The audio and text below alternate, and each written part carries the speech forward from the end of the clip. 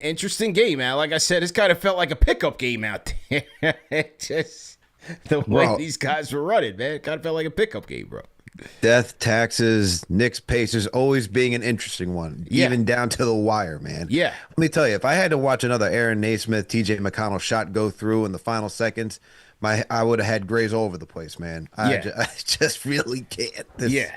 This team just frustrates the living daylights out of me, man. Can't take them. Can't stand him. Can't stand him, man. And neither can Captain Clutch, Jalen Brunson, it seems like, because in this game, he would start off on fire. As soon as he sees Neesmith, he's just out the gates. You know, he's like, I got no towns. Bridges has been struggling. The squad needs me tonight to go out there and cook. And it just seemed like, especially in the first quarter, it seemed like he went to the same spots, the same floater, the same mid-range, and just got into his bag, which was needed. He needed to set the tone offensively for the Knicks tonight. So I thought he was fantastic, man. 29 points for Cap, 11 of 25 from the field, got to the free throw line, 7 of 8, 9 dimes, 5 rebounds, and a steal. And look, when the Pacers, made their run, and things got kind of tight, but Cap came in and shut the door on them. And just overall, just a good game to really wrap up this road trip when you needed them. And they needed this. You finished 3-2 on the trip. Your guy sets the tone and takes you home. Yeah, man. Look, especially the way after they lost to the Lakers and the Clippers, and then you had the, good Lord, the scare against Utah, because that could have, all hell would have broken loose if they lost that one. But look, this is a good game. Rest Josh, rest Cat. Brunson gets back into rhythm somewhat, 11 for 25 from the field, not 50%, but close enough. But for Brunson, man, you need these type of games, man, where you see the opponent, someone that, invigorates you, gets the blood boiling a little bit, man. So that way you get focused and back on track, because Brunson wasn't necessarily shooting efficiently the last couple of games or for a week or so, but you need these type of games, man. You need something easy to get you back into rhythm. So good stuff by Jalen Brunson, man. And you thought he came out guns a-blazing. I thought OG came out guns a-blazing, man, because that man was aggressive all night long. I mean, the assist to Mitch. He had 2 lobs to Mitch. He found Mitch while driving baseline, and then found Mitch just diving down the lane, man. I thought OG was phenomenal tonight as well, man. 8 of 16 from the field. OG was playing like the dog, man, as you always say. Yeah, and one thing with OG, especially with no Towns and no Hart out there, and so you needed someone to take it on and be an engine for the team, not just Brunson. And that was OG. Every time he got the ball, he was very aggressive. On a night like tonight, when you're not playing an elite defense, the basket is open, and he took it to the basket consistently. Only 4 threes, so his 16 shot attempts was inside. Got a lot of dunks. Caught a nice alley-oop from courtesy of Jordan Clarkson, and he attacked that free throw line, man. 9 free throw attempts for OG tonight to go along with 8 rebounds, 5 assists. Didn't even have no steals, no blocks, but I thought it was a very strong game from OG tonight. And again, especially when the Pacers were making their charge, ultimately took the lead. I think OG did a good job, man, getting back to that free throw line and trying to cut that down. And this is a good game for OG just to get, into an offensive groove as well, because he didn't shoot, the best throughout the entire West Coast series, man. So for a guy like OG, when you get a matchup like the Pacers, who, look, outside of Walker, you don't really have a physically imposing player that's going to slow OG down. I thought this was a great opportunity for him to be aggressive, get downhill, work on his game. And the one thing you see about OG, when he is in a good offensive groove, he's just decisive. He knows what he wants to do. Not this whole tween dribble. I have no idea where I want to go. He knew exactly where he wanted to go and what he wanted to do tonight. So for OG, man, this is also a confidence booster, because you're going to need him to get geared up for the postseason, right? We've seen McCall struggle this week. We could talk about the 0 against the Lakers. You could talk about the little points he got against the Clippers. Someone else has got to show up on some nights, man, and OG is that guy. And so kudos to him for being that guy to take on the challenge for 34 minutes. Pouring 25 points, get the 8 boards, the 5 assists, as you noted. And I thought it was cool that he got 5 assists with only 2 turnovers, man. I thought I think that's a good indication of how crisp his dribbling was tonight and how decisive he was as a player. Always looking at the handles and always looking at the way that he's finishing. And against a team like the Pacers on a night like tonight, he was able to do that and be very impactful. So I thought he was key in getting the lead back and holding it down, especially in the fourth quarter. Now, we talked about OG as one of our role players of the game. Let's get to our third role player of the game. And with no Karl-Anthony Towns, Knicks needed him to deliver. And he did, man. You know, I talked about it after the Jazz game. When it was time to get serious, you get Big Country. You call Big Country and call his number. Tonight, 31 minutes for the big dog. 22 rebounds, 9 on the offensive glass to go along with 12 points, 2 blocks and 2 steals. So you know where that defensive play, you know who's getting the Tims tonight. We'll wait for the official picture. But Big Country, Mitchell Robinson against a tough matchup in Ivica Zubac, a guy who can rebound almost as well as Mitchie can, a beast down there on that low block that you got to deal with, a lot to deal with. Mitchell Robinson, man, putting in work. Last game of the road trip. No Karl-Anthony Towns. You know you can't go to Huck for a long minutes. 31 minutes for Mitchie tonight, and he was fantastic. To me, one of the best games he played all year.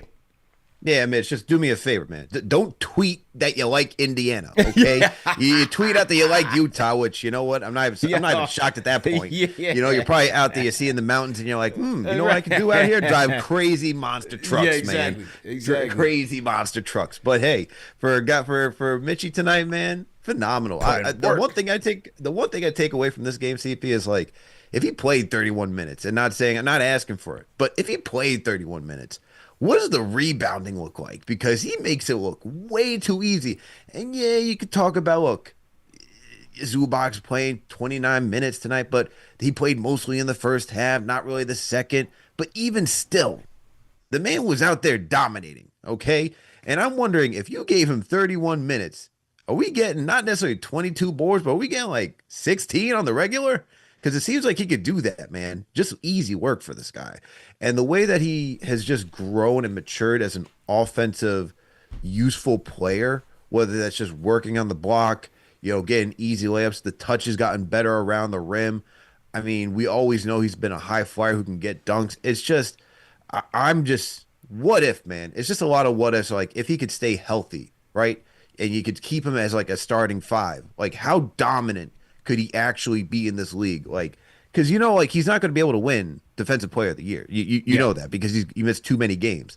But he has the build, he has the body of work that could do that if he got enough consistent playing time and a consistent enough minutes, man. It's just a big what if for me at this point. But Mitchell Robinson, hell of a performance, man. 22. Career high 22, man. 22. Put some respect on 22. his name. HT in the chat, this had to be a season high for minutes, right? Because, yeah, right? Had to be. Check that out on his lock. Yeah, had 31. to be a season high. It's definitely a season high. Yeah. There's no question it's not a season high. Yeah, and because when I was watching the game, I didn't even look at the stats to see how many minutes he had been tracking so far, but I was like, this has got to be the most he's played. But he looked good. He was moving well, caught a lot of Gotham lobs, one-handed Gotham lobs, was throwing it down. It's a season high. Yeah, one-handed Gotham lobs. I love to play in the first quarter. OG with the wraparound, you know, driving a wraparound, finding Mitch. He attacks, two-handed slam down the lane. One of my another good play I thought was in the third quarter, just sprinting, you know, off of a rebound, sprinting down the court. You had to respect the vertical lob threat. That left Mikal Bridges open for Mikal Bridges to knock down a 3. So those type of smart plays, those effort plays, it opens things up. It's those little things on the margins that Mitch does that makes this team better. And I'm looking at him out there, and he had a nice block too. He had a couple nice blocks out there, pinned Aaron Nesmith's attack. But, you know, I'm looking at Mitch out there, and I'm just seeing, like, knock on wood, we're going to get him there to the finish line. You know, the no back-to-backs has helped him. Shout out to Casey Smith. But I'm looking at a guy like, this could be my closing. We could go double bigs. But at this rate, the way that they're using Towns and not using him in this lineup, this could be my closing center, and I'm feeling good about it down the stretch in a game in crunch time. 5 minutes. Hey, we got a sick cat, you know what I mean? Depending on what we need. And we got Big Country in there, and you go a little bit more nimble along the perimeter. It's a good option to have, man. Great option to have. Great option. I was about to say, not good. It's great, man. Because all I'm thinking right now is, hey, get me to the Eastern Conference Finals. Get me to see Detroit. All right. You know, Jalen Duren. This a little look. feeling himself a little too much. I need Big Country to go out there and go battle, man. That's what I need. Yeah. I need to put him in its place. That's what I want. That's what I want to see Mitch do, man. On top of that, there's still a section of the Knicks fan base that's like, we should have taken Jalen Duren. Phenomenal year. All right. Yeah. Very worthy of being an all-star. Phenomenal year. I like Mitch, man. You want to talk about elite offensive rebounder. Yeah. Elite rebounder in general. Shot blocker. All right. Do I need him to be like Hakeem Olajuwon? No one really does that. There's very few centers that can play back to the basket. No one even really faces up anymore from the high post. You know what I mean? So like, is that really necessary in today's game? No, but I like everything that Mitch does for the price point that he's at, man. So yeah, I want to see that though. Jalen Duren, Mitchell Robinson. That's gonna be box office, man. That's gonna be a bloodbath. Let's get to it. Key stats. Let's pull it up here. Okay. Knicks shot 42% from the field, 39 for the Pacers. Knicks 29% from downtown. Neither team was shooting 8 for 28 for the Knicks, 10 of 38 for the Pacers. So they had to get it popping inside. Knicks did shoot 76% from the free throw line. Don't love it, but it is what it is. 80% for the Pacers. Knicks did win the rebounding battle led by Big Country Mitchell Robinson, 53-46, as you'd expect. Assists, 20 assists on 37 made field goals. The Pacers had 21 assists. And then turnovers. Didn't get killed from turnovers tonight. 12 turnovers led to 4 Pacer points. The Pacers did turn it over 11 times, leading to 14 Knicks points. Fast break battle. Knicks lose by 1, 6-7. And points in the paint, though, they did win 46-38. And then largest lead of the night, 15 for the Knicks to 2 for the Pacers. Knicks led 90% of the time. Yeah, man. I mean, the one that sticks out to me the most is the rebounding. 53-46 is the one that sticks out just because 22 of those damn things came from Mitchell Robinson, man. So shout out to him once again. But being able to control the glass and get the second chance opportunities, that was really the big and points of the paint. All three of those stats right there were the big reason why the Knicks were able to win. I mean, I think it was in the fourth quarter where you get Mitchell Robinson on a board. I forget who he gets it to for a 3. I think it might have been OG. I can't really remember. But it's stuff like that that was really the backbreaking points for the Indian. Mikal Bridges, there you go. Mikal Bridges. He did something tonight. He did something. All right. So, look, it's plays like that, man, against the Pacers who are very pesky, very quick. I mean, you saw how they closed the game out of a timeout. They blitz Brunson. You think they get a turnover to generate an open 3. They don't knock the 3 down, but stuff like that where you can out-muscle them and be physical, those are the areas where I look at that they won tonight, and that's the rebounding, second chance points, and points in the paint. Yeah, I'm with you there. And for me, when we look at the three-point shooting, only 29% from 3, they had to mix it up and get points inside, which they got from the points in the paint with 46, and then attacking the basket, getting to the free throw line. They had 25 free throw attempts tonight. So I thought those were, fairly decent against this Pacer team. Good enough. But seeing OG attack the basket, getting to the line, he got his 8 attempts, and everybody else kind of attacking. He had 8 for Brunson, 9 for OG, 5 for Landry Shamet, 3 for Mikal Bridges. So I thought those were all key in terms of getting them those points. And then Mitchell Robinson, 9 offensive rebounds by himself, was absolutely insane. So just a scrappy job to get the job done and get out of there with a win. You scored 101 points. They scored 92. You did what you had to do. You shut it down, wrap up this West Coast trip, and get home and get some rest. So there that is. So that was the key stats of the night, ladies and gentlemen, brought to you by our good friends at Prize Picks. Prize Picks is back in New York, ladies and gentlemen, as well as all 50 states. And right now, if you download the Prize Picks app and use our code KFTV, you'll get $50 in lineups after you play your first $5 lineup. And playing Prize Picks is real simple. You just pick more or less on 2 to 6 player stat projections. That's it. So if your picks are right, you cash in. And with the Knicks rolling, I'm looking at the captain, Jalen Brunson, 29 points tonight, but you can stack a couple of projections in the same lineup with Jalen Brunson. So you can go points, assists, Threes, I mean, they have several stats that you can choose from and several projections that you can pick from on a nightly basis. And as I said, all you're going to do is predict, will he do more than that or will he do less than that? 2 to 6 players, that's it. They also have early payouts, quick to deposit, withdrawals are fast and secure, and you can even follow the social feed to see what the community's building. So don't miss out. Once again, download the PrizePicks app today and use code KFTV to get $50 in lineups after you play your first $5 lineup. PrizePicks, it's good to be right. Keith Cap. Go ahead and unmute your mic. Keith, USA down 2 to out. Two more outs to wrap this up. Keith, go ahead and unmute your mic. What's going on, guys? How you doing? Great, man. Happy Friday, man. Happy Friday. I thought they played it was a pretty scrappy game. There were a few points where I was like, I knew they were going to win, but it just got a little too close for my liking. It was a game of mini runs, I feel like. But CP, I'm going to have to go back to what you said. When Pacome Daddier came off the bench, I was watching the game with my dad, and I was like, there's no way that this guy's coming in the game right now. I was just shocked. But I guess that's Mike Brown trying to experiment. Yeah, gave him a shot. He gave him a shot. I would have liked to see. I liked the logo 3. I thought it was great. I thought he was gonna maybe spark something, but he definitely has improved a little bit. But I would have liked to see Trey Jemison instead of Huck Porty. But I see why Mike Brown doesn't want to do it close to playoff time. We want to see who his guys are that he can trust. I thought it was a good game. I do want to know your guys' opinions on one thing, because I was wondering this during the game. Do you think with Deuce coming back come playoff time, do you think within playoff time or up until then we'll see any Alvarado DNPs? I am very interested on what you guys have to say about that.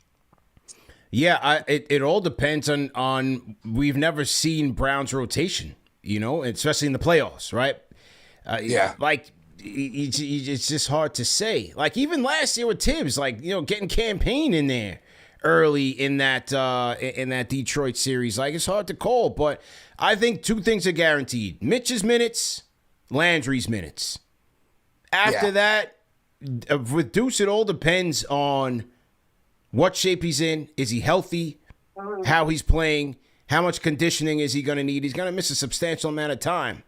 And then from there, if he is at his peak, then I think both Jose and Diawara kind of get sprinkled in as needed. What do you think, Al? Definitely agree with you on Mitch and Shamet. Those guys are locked in there, man. I mean, they both played so well this season. I think Alvarado is closer to a mainstay than he is being on the outside looking in, just because I think the one thing that he does, if Clarkson's not gonna get consistent minutes for offensive purposes in the postseason, I think the one thing that you could say is for playmaking wise, you're gonna need somebody else that gets downhill outside of Brunson and Josh, and that might just be Alvarado coming off the bench, and that might just be 8 minutes, which is still a lot, in terms of playoff minutes, getting 8 crucial minutes, because you got to think it's going to be your guys who will be playing north of 30, close to 40 minutes per game to go grind these things out. I think Alvarado will be utilized in some way or fashion. You don't really make a trade for a guy like that, give him some run, unless he's that awful. I don't think he's been bad, but I don't think he's been so awful where it requires to DNP him. But I think he'll be closer to that 9th guy if Deuce is all right to play, man. I think he'll be the 9th. USA advances, and you're right. This year, all the starters have been logging less minutes to get them to this point in the postseason where we going for it. So, yeah, right? Those minutes, it's not gonna be much. It's really not gonna be much, man. Especially these guys are able to stay out of foul trouble. I'm going for it. Yeah, man, they're not gonna. These guys, that's the whole point of the whole regular season at this point, right? We go deep in the bench, give them the rest that Bridges was even asking for last season during that Portland game. Well, you got that. You're not load managing during the playoffs, man. This is all hands on deck. We're going. It's mano y mano at this point. Your best versus our best. Breaks are going to be far and few between.